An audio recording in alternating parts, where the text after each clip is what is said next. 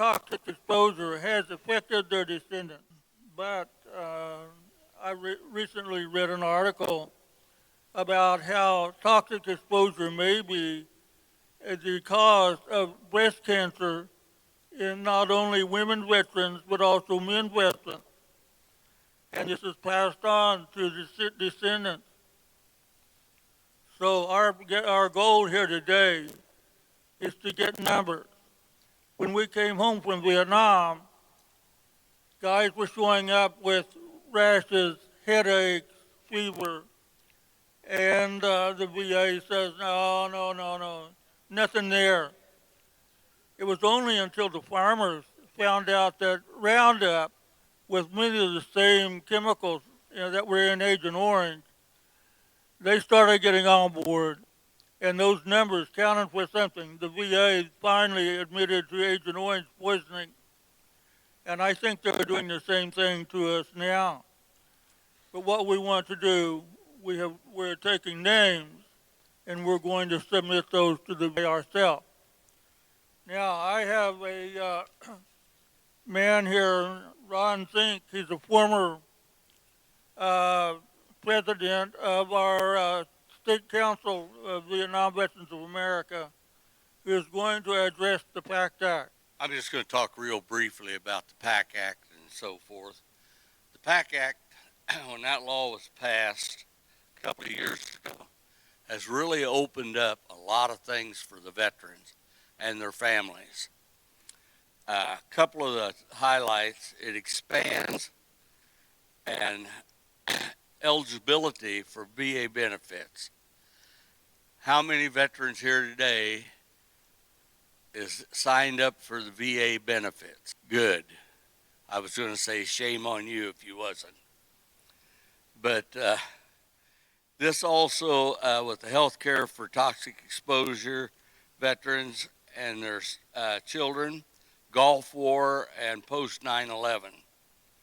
It adds 20 more presumptives for burn pits, Agent Orange, and other toxic exposure.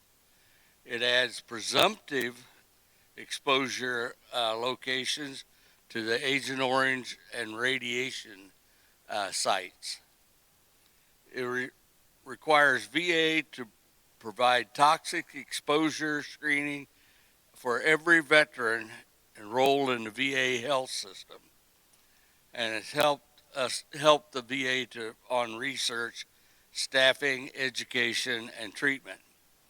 There's a couple things I want to point out that are benefits. If you get signed up with the PACt Act or whatever, file your claims. Do not take no for an answer. Just keep appealing and appealing and appealing.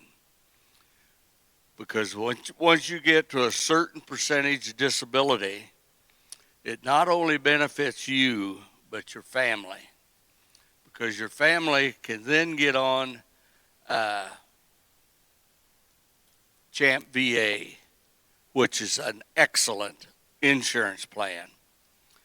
It pays for everything. The only thing at Champ VA only costs you, there's no premiums, but the only cost is you have to pay a once a year $50 deductible. Your medications, if it's mailed to you, are all free. If you, this is for your spouse or dependent children. If you have to get medications at a local pharmacy, I just picked up a medication for my wife. She gets it once a month, and they can't mail it to her. And it cost me $3.14 for a month's supply of that medication through Champ VA. The other part is, if you get your disability up to above 70%, basically close to 100%, or as close as 100% as you can, if something happens to you, make sure your doctor puts on the death certificate of the veteran that his or her disabilities contributed to his death. That way, just streamlines the wife or dependents to get the DIC, which right now I think is a little over $1,300 a month, tax-free. I tell people that $1,300 a month can mean the difference between hamburger and Alpo. You know, for a lot of people, it's a game changer. So those are the main things I wanted to talk about. But if you haven't went and filed claims or tried to update your claims, whatever, since this PACt Act went through, you need to go do that. And for the younger veterans, they're adding burn pit and toxic exposure presumptives to the list all the time. Like here it said that the PACt Act itself added 20 plus presumptives. So that's very, very important. If you come down with one of those diseases that's a presumptive, your claim just skates right through because it's presumed that you got that from your toxic exposure. So make sure you file these claims. Make sure you're part of the VA system and utilize it. That's about all I got to say about the PACt Act. I will be over here at the table. We have a lot of literature and stuff that we can pass out. And we do have membership forms for the Vietnam veterans. If you want to join Vietnam Veterans of America, $50, DD 214, and you're a life member. Thank you. Now I'd like to introduce our speaker, Maynard Kaderlink. He has 30 plus years of research, education, and experience with Agent Orange and toxic exposure. Maynard? Good, thank you very much. As Jim said, I've been doing this for a long time. I was on the national position for 6 years, and I don't do as many anymore, but I did one in Mitchell, South Dakota, and of course doing this one, and then North Dakota asked me to come back next spring to theirs, which I usually go to every year. So I do the Agent Orange. I apologize, I'm not totally up to date on the PACt Act, and that's why it would have been nice, and I think Jim explained to you that they turned us, the VA turned it down, that they couldn't send anybody, but those are the people, that and service reps that are very knowledgeable on the PACt Act. And I do know one thing, for the Vietnam veterans, we got one thing that should have been awarded a long time ago was Thailand, Guam. There's about 6 of them, 6 countries that they denied. They said they only sprayed the Agent Orange on the perimeters. Well, you know, I'm a man of common sense. That's why it's gotten me 77 years already. And common sense tells me that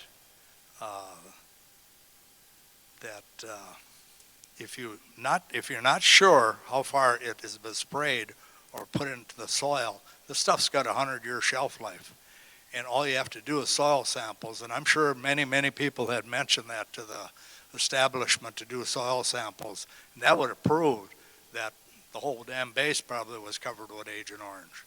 And so those got awarded finally to the Vietnam veterans in the PACt Act, which was a big plus. First of all, if we can we stand and do the Pledge of Allegiance? Okay, I want to thank Jim Diester and Mary Landers for having me here today. They did a lot and really spoiled me on this trip, and so I thank them so much for helping me out and getting me here. I flew in last night. I was here in 22, and so I'm really appreciative that they called me and wanted me to come up. I live in Minnesota. I'm about 50 miles south of the Twin Cities. My service in the military, I was in the Navy from 1966 to 1970, and I did get it early out. I nearly missed it. They were pulling units out of Vietnam in 70, and the first guy at the personnel told me that, no, you can't get out. Well, I went back to the transit barracks. I talked to a guy that joined the same day, same month, same year I did, and he was getting early out. So I shot back up to the personnel. It was a different guy there. And he checked things over. He turned around and said, we're going to let you go early. I said, let's do that. So I gave him 3 years, 8 months, 21 days, but who was counting? I served approximately 2 years off the coast, plane garden for down pilots, and then I served a year in country in the Mekong Delta with the 9th Infantry, Jimmy's unit. I don't think he even knows that. So anyway, now I'm sure Mary will let him know about that. So anyway, thank you. In the rivers, we saw a lot of defoliant that got sprayed, jungle that was triple canopy jungle, and after they sprayed, it was gone in 24, 48 hours. It was just gray and dead looking. I remember seeing a picture on the wall at the VA that had a river running through the country. And of course the vegetation was gray. And I thought, well, that's an appropriate picture to put up in the VA because that's what it was like over there. And I know a lot of guys that served in Vietnam were exposed to this deadly dioxin. In 1990, I really got very much involved in the Agent Orange issue. From about 1993 to this day, I've done, with this one, this is 67 town hall meetings I've done. And so it's something I enjoy very much. I like speaking, and especially to veterans, because we're all brothers and sisters. And so I do this out of the bottom of my heart. Early on, I told an individual, I don't want any medal or anything. I said, my award or reward is when people come to me and say, thank you for coming, we had no idea. And so it makes me feel good when people tell me that, and I do it because I care for our veterans and their families. I've done a lot of meetings, like I said, and this is number 67, and so I'll just keep on doing it until the good Lord turns my switch off, whenever that might be. Many service organizations all over America work endless hours to address this terrible thing we call a toxic exposure. And it just didn't happen in Vietnam. It happened with the modern day warriors who served in, served their country wherever they served their country, but Iraq, Afghanistan, the burn pits, and so many other things. And so they need to be taken care of too. And all I can say is file, file, file, because you'll never know unless you file. And always keep in mind, I don't mean to say there's any bad service reps, but if a service rep isn't doing you justice, then all you have to do is go to another service rep, sign a piece of paper, and all your records go to that new service rep. So always keep in mind, you don't have to keep the same service rep, you can change. And I don't know if I said it yet, but I'm not a certified claims rep. I know a lot, probably enough to be dangerous, but I know quite a bit about a lot of the stuff that goes on with especially toxic exposures.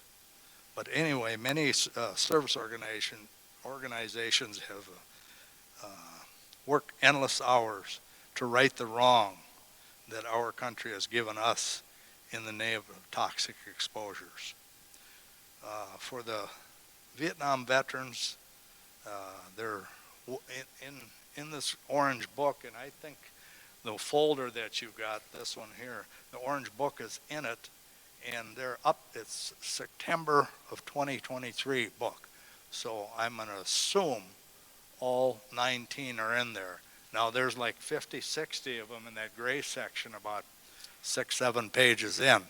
I brought books that go back to 2017, but I put an insert in there with the, I'll say the latest presumptives. So we're up to 19, the Vietnam veterans are, and as the gentleman said, the modern day warriors have 20, so they're and I don't call that being, one up on us or anything, because toxic exposures, I mean, I think in my opinion, Agent Orange is killing our veterans, men and women, more than bullets and mortar rounds killed us in Vietnam. So it's pretty sad that's happening. And for me, my brother and I both served in Vietnam. We were there at the same time. I think that's why my mom got so many gray hairs. And we miss seeing each other in the Da Nang area, but never got to see each other's. But both of us had cancer. No cancer in our family. And then when we get to the testimonies, that's the last question I'll ask whoever gives the testimony, anything in the family history. And generally, all the town hall meetings I've done, the answer has been no. Nothing in the family history. Now, I'm a man of common sense, and that would tell me it's got to be Agent Orange that's causing all these problems for us and our children and grandchildren, and we're even seeing problems in great-grands. And so, and if you get a book that doesn't have the insert in it or is not a 22, 23 dated book, let me know, because I have a couple books here where you can circle, and I call them the hands-down presumptions. You know, you file for a claim, you'll be service connected immediately with a service rep. And so do file your claims. And like I said, the Vietnam veterans have 19 as we speak. Now, when we came home from Vietnam, we all just wanted to move forward and not talk a lot about it. But in my opinion, I think the worst thing that happened is to our children and grandchildren. We believe genetically it was passed on because we had it in our blood when we came home. I understand now it's in our tissues, so you never know when that bomb's going to go off again. And usually with cancer, the second time it comes back very, very hard on you, and generally will kill you. So keep an eye on your health and make sure if you have anything wrong like I did this spring. I lost about 20, 25 pounds, and I went downhill psychologically because I thought I had cancer. In the rivers, we drank the water, we breathed the air, we washed clothes in the water, washed ourselves in the water. So I think we got our fair share of Agent Orange. I'm not saying any more than anybody else, but still, with that thought in mind, I thought I had cancer. But I did go to the VA, and sometimes you have to put your foot down and say, I want a CAT scan. And I did get a CAT scan, and thank God it didn't show anything but some spots on my lungs, and that might be from smoking 4 packs of Camels a day. But I've been clean now for 52 years, so maybe the spots are from the history, from smoking a lot. I do have one example, and you're more than happy to look at it. I'll lay it out here. Before I left home, I asked 2 service reps. One is up high on the shelf, and a county service rep. And I wanted to make sure that at this meeting, I tell you the right information. The reason I'm doing that is that we had passed a law in December 16 of 2016, and it was the Toxic Exposure Research Act at that time. And it took us 8 years to pass it, and so it was awarded to the VA secretary to move forward on it and do the necessary research, make sure that we weren't just saying something that wasn't true. And so previous administration didn't even follow the law. Instead of 2 non-voting federal employees on the advisory position, there were 16 of them. So we kind of knew which way that was going to go, and it came back, no more research is needed. So There's another proposed legislation, and I think you hit on it there. The Molly, I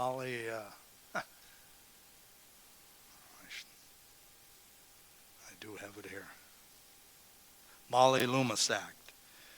House Resolution 3909 and Senate is 3958. And that was the reason why I wanted to know where, to this day, if Vietnam veterans want to file for their children or grandchildren or great-grandchildren, that I wanted to make sure that was the form that we got passed many years ago in 16. And so if you do file a claim with your service rep, make sure that he or she uses the 21-0304 form. And I have it up here, and I'll lay it out on the table, and you can look at it. Don't take it because I just brought one. But anyway, so that's going to take some time. It's like all legislation. It takes a long time to run things through and go to this party and another party and so on and so forth. But keep hounding your legislators to pass that one too, because the more power we've got, the better. And so as far as when people say that you need to get put on the register, that 210304 form will put you on the register in the VA. But the sad part about it,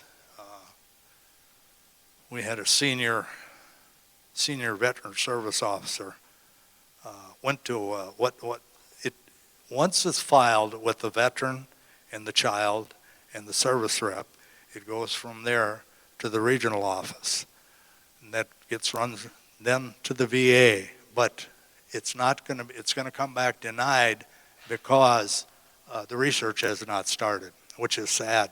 2016, and we're still diddling around with it. But so we need to get that research done, and so do file it with that one, and we'll see what comes with that Molly Loomis Act. Her dad was in the Navy, and he never talked about it like a lot of Vietnam vets never talked about it. And he basically told her that he got a bad sunburn in Southeast Asia.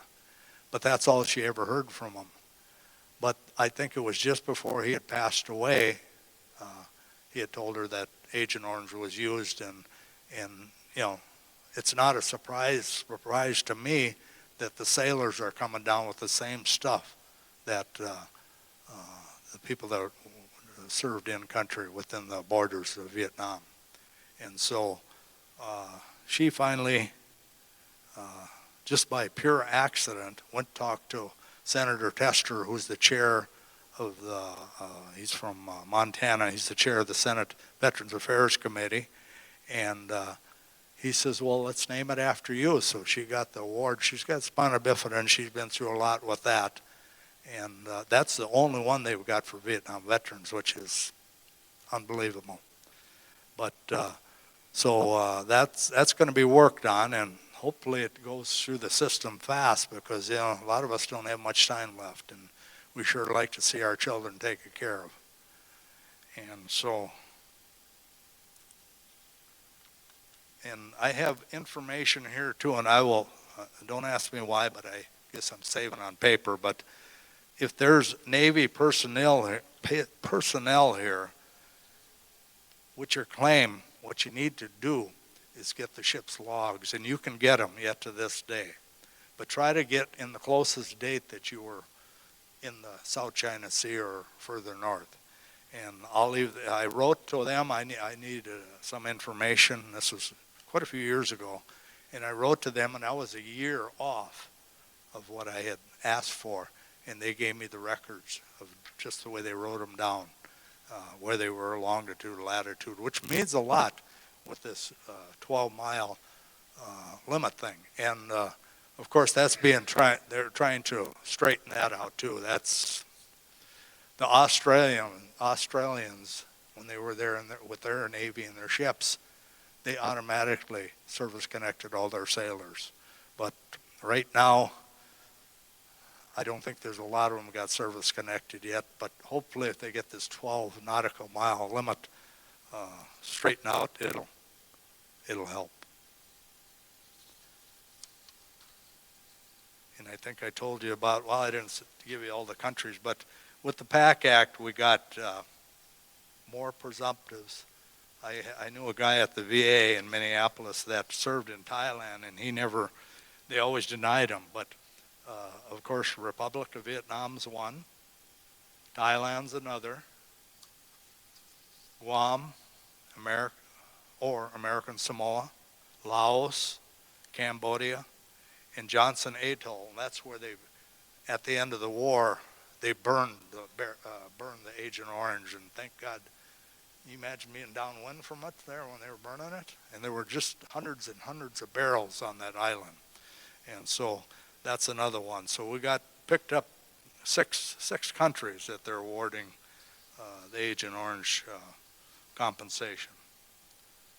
And make sure when you file a claim with your service rep, I remember my service rep was after me for a long time. And I was state president in Minnesota for 10 years total.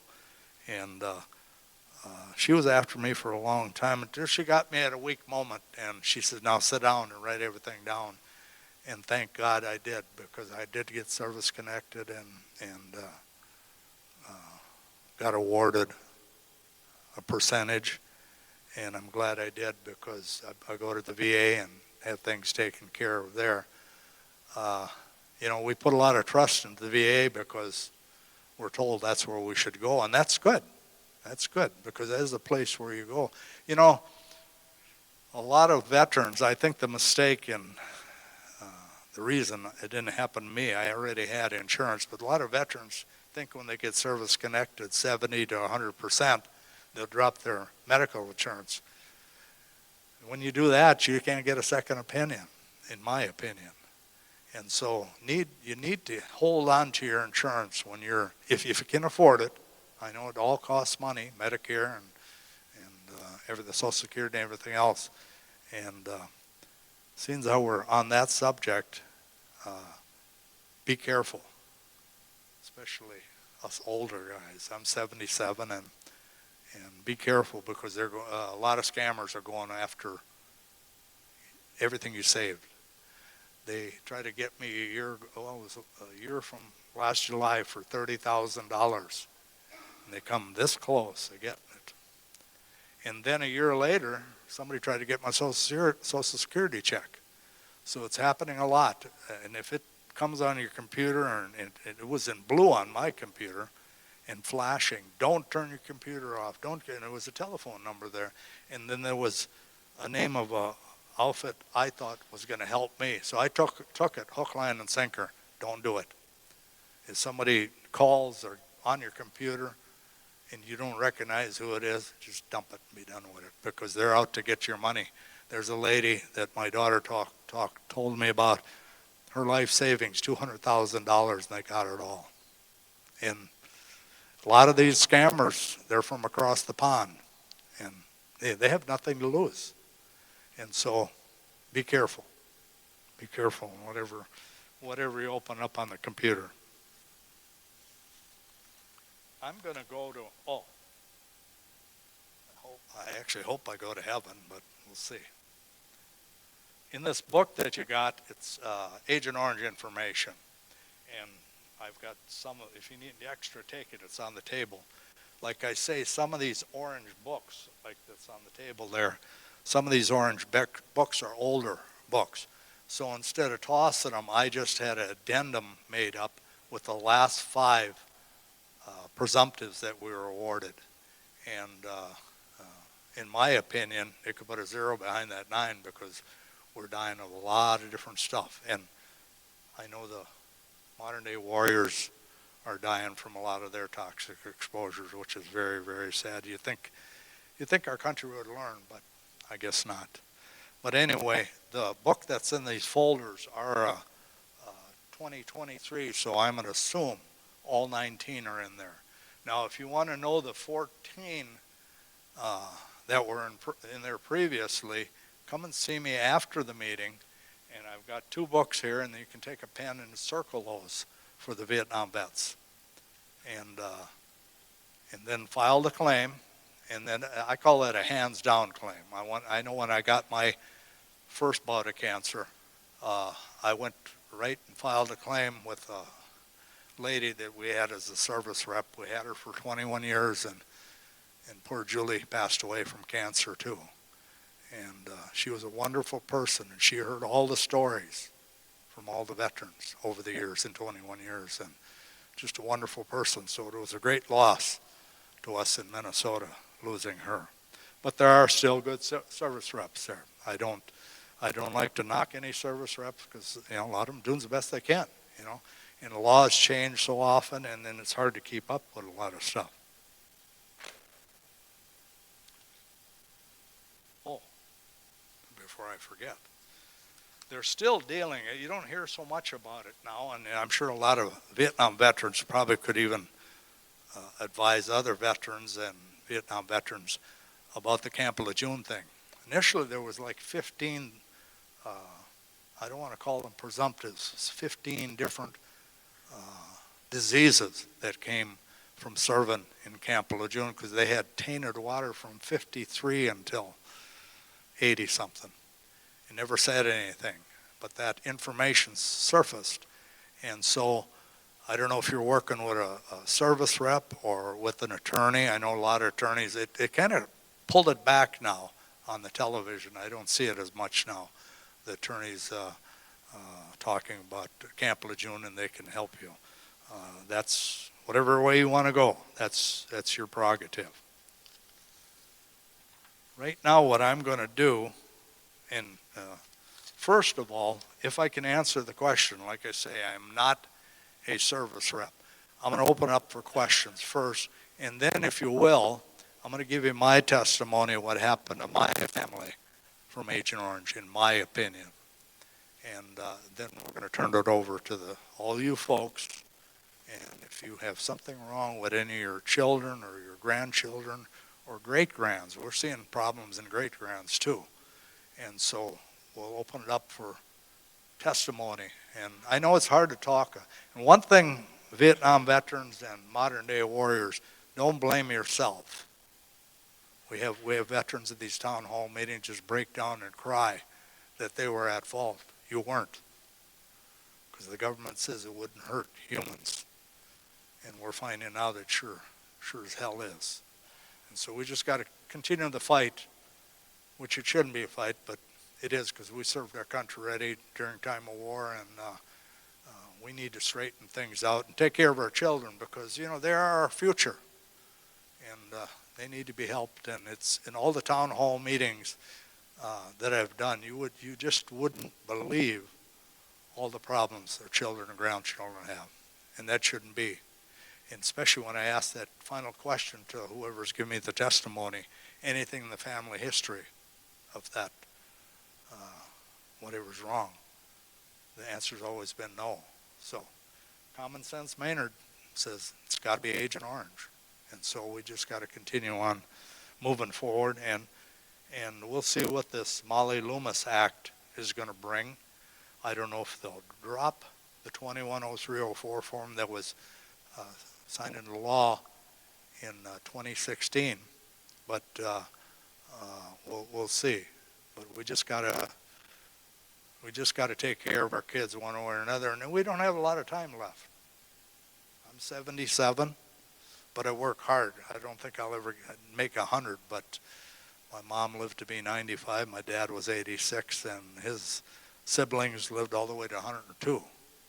But I already had cancer, and if cancer comes back the second time, it really can come back with very, very difficult times. I'm going to leave these papers out here, and then I'm going to give you my testimony of what had happened to my family. I got on board many, many years ago on the Agent Orange subject, and actually was myself and my granddaughter when she was, she was 6, 7 years old when we did the video. And I think if you bring it up on toxic exposures or on the computer, you can see, I speak, look, I was younger, but my hair was gray already. I can't figure that out. But anyway, we spoke about difficulty like with Jada. She's 19 now, so she's a full-grown woman, and Papa and Jada are pretty close. And so my brother and I both served in Vietnam. He served in different areas. He was a Seabee, and he served 2 9-month tours there in the late 60s. And I served from 66 to 70 off the coast a couple of years, and then a year up in country up the Mekong with the 9th Infantry Division, which Jimmy was a part of. And so we both came down with cancer, and I heard breast cancer. My brother had breast cancer, and it's very, very common in men. 1 out of every 100 men can get breast cancer. So he had his lymph nodes cut out, which is the hardest. That's what spreads the cancer. He had to take them out. That took him a long time. It was a little painful for a long, long time. But and then he had his breast removed also. And so he's doing okay. He's honorary as ever, so he's got to be doing okay. But anyway, he's doing okay, and he's a year older than me, 78, and so far so good. He right after they removed it, and then he did chemo, and then radiation, and I think they got it all because he's been okay now for about 8-10 years, which is a blessing. And then I came down with prostate cancer. My PSA jumped really high, and that's a good indication something's going on. So the urologist doctor said, let's do samples. I says, absolutely. And on the Gleason scale, 0 to 10, both sides of my prostate, they took like 12 samples. Both sides were up over 7. And he says, I think the best thing you can do is have it removed. So I had my prostate removed. That was about 12 years ago, and so far so good, which is good. And that's another thing. I don't blush when I say this, but guys, get checked, especially as we age, because with the Agent Orange in us and the age is creeping up on us, a lot of men get prostate cancer, and it's a simple test, a blood test. And anything goes over 3, then the flags go up, and then they start checking stuff. And so my brother and I both had cancer. We both served in Vietnam, both in country, and nothing in the family history. Nothing, absolutely nothing. Aunts and uncles, everybody else, nothing. And then my son, he was a 70s baby.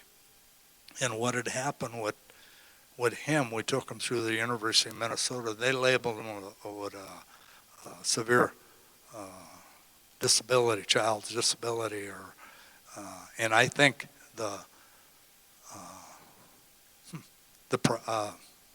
am I going with this? I think they didn't label it because he was a 70s baby, and both my granddaughters are autistic, and I think it was autism back then too, but they had a severe learning disability. And so when he came home to roost, I thought it was time to fight the fight, so I've been doing it for a lot of years now. I don't know, I lost track of the years, but it's been a while. But I enjoy doing it. I enjoy talking to veterans and the families, and I share with you any problems that your families might have, your children, grandchildren, and great-grandchildren. And so I'm going to turn it over to you folks now to give me your testimonies. I know it's hard to speak sometimes. It's hard for the veterans, I think, more so. But if you have a family member along and they want to let us all know what's happening with their families, with their children, with their grandchildren, please let us know, because then everybody knows that, we're not in the same boat alone. So anyway, I'm going to turn it over now, and I'm just going to walk around with this mic, and hopefully we have a lot a few hands up anyway, okay? I'm a widow of a Navy guy. I've been a widow for 18 years. Sid served on the USS Chipola, which is a subtender, and it was within that 12-mile radius thing. He had two types of cancer, colon cancer first, and then he had an astrocytoma, which was brain cancer, which is, it's a slow growing cancer, which I noticed they have the fast growing, the glioblastomas listed, but they don't list astrocytomas in there. But it wasn't until like a year or so ago that, and I think I was reading something about the PACt Act that talked about your children having things. And my oldest daughter, I have 3 kids. The oldest daughter was born with an anomalous origin of the left coronary artery, which means her heart was hooked up wrong. And she was 4 years old when she went to the doctor for something else, and the doctor said, which brought her into the world, said, "Have I ever told you she has like a heart murmur or something?" And so they investigated. It took like a year and a half, and that's when they decided that her heart was hooked up wrong. And she had had like a little heart attack at age 4 that brought that sign about. And so she's lived her life with doctor appointments at least either 6 months or a year. And I didn't think about this, but this last year she had breast cancer. So I guess that's my story. I'm going to stand up because that's how I do.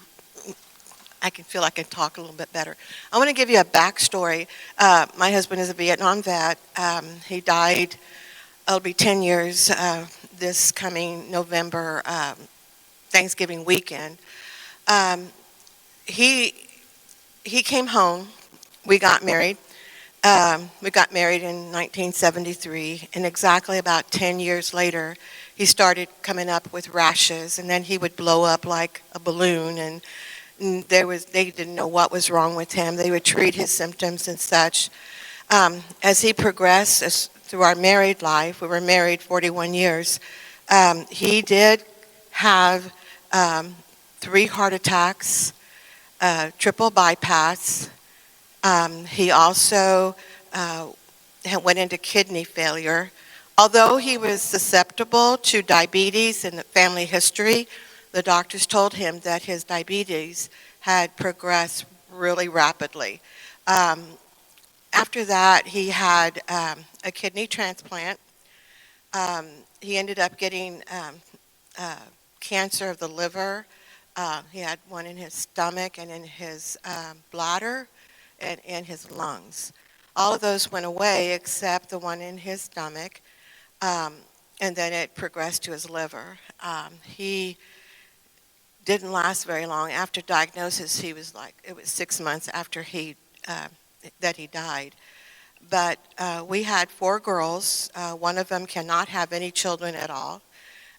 Another one, at least all 3 of them, my daughters, have children, and at least one in every my daughter's families have some kind of autistic or under that umbrella of autism. They're on medication. It's horrible to see this progress, and I understand that it can go up to 5 generations afterwards, after exposure. But it took a while for my husband, through the VA system, to become eligible for compensation. One thing that happened, that his buddy liked to take pictures. Well, his buddy took a picture in front of this kind of storage unit outside. They had 2 big barrels, and he took a picture near one that said Agent Orange. So, when you go to the VA system, you have to prove everything. The burden is on you, even though they have your records, even though They even asked him, well, where were you in Vietnam? Well, don't you know? You sent him there. Well, it happened that, he was a photo buff, so he took a lot of pictures, and a lot of pictures of the terrain, and the one that I was telling you about. And that's why I'm here, to find out more. We've got to keep ourselves educated. My husband's gone now, but I have children and grandchildren that I have to look out for, and that's what he would want me to do. He taught me a lot, in all those years. I document everything. Keep every piece of veterans information, letters, anything that you have from the VA. Keep all of your hospital dismissal papers. Keep them. I know I have tons of them, but I'm keeping them because in case something like this happens where there might be compensation for my children and grandchildren. So.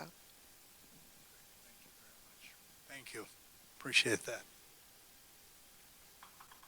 And I'm sure that he served his country proudly, and he sure had a lot of problems, but none of us know what's going to come down the pike next, And yeah, I think everybody that ever served their country would probably say the same thing.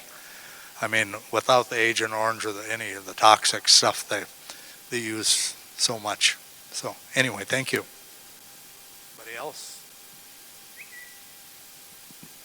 I'm Eddie Avinger, and I served in Vietnam in '71, and they had signed a ceasefire, but we still had sniper fire every now and then.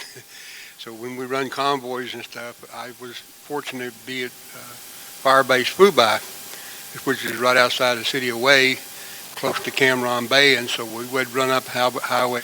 But you could see, as we started standing down these fire bases, you could see the rice paddies, and you could see the fish in the water that were dead, and some of the villages got sprayed, and some of their children were deformed, so when they were born and everything. So you could see the effect of that liquid, but it never dawned on a 19-year-old kid, what this effect would be. And when I got back, I had several tests for the Agent Orange, which is pretty lucky. I hauled it on the back of my truck, and what they would do, they told us, well, we got these black bags. We hauled this liquid chemical on there. Said, all you have give us a little Christmas tree looking stem.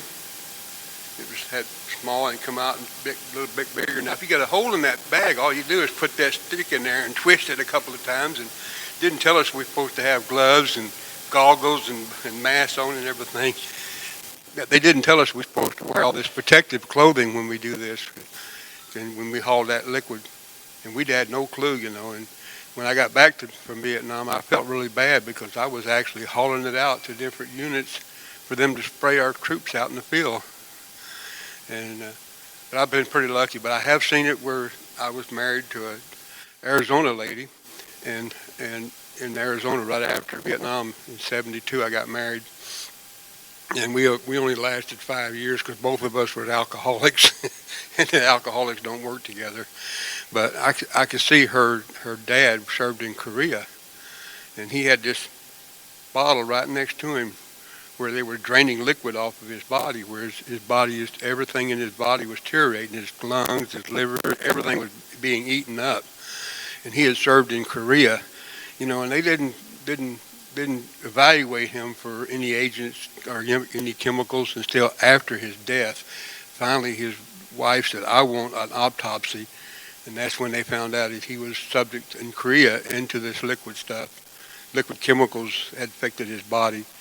And she got back pay for all that, but it was after the fact that he was dead and buried before she got any benefits. Thank you. Yeah, there at a lot of these town hall meetings I know that I've held,